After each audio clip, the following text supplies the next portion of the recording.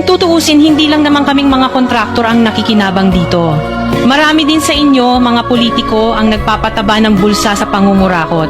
Ang totoo, may hati-hati yan mula sa pinakamataas hanggang sa mga nasa gilid lang ng sistema. Huwag nyo kaming gawing panakipbutas kasi kung babalikan ang lahat ng transaksyon, makikita ninyong mas malaki pa ang napupunta sa inyo kaysa sa amin.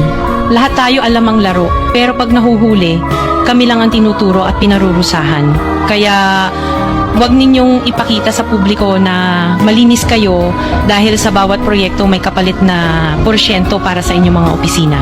Ang sistema mismo ang nagtutulak sa amin na sumunod. Kung hindi kami papayag, wala kaming makukuhang proyekto.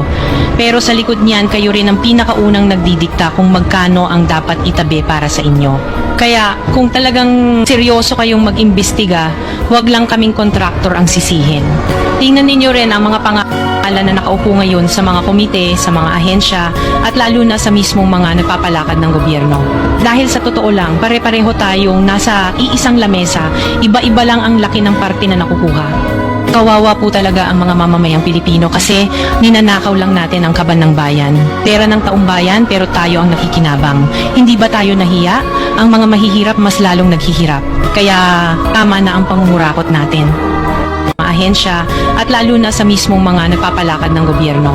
Dahil sa totoo lang, pare-pareho tayong nasa iisang lamesa, iba-iba lang ang laki ng parte na nakukuha. Kawawa po talaga ang mga mamamayang Pilipino kasi ninanakaw lang natin ang kaban ng bayan.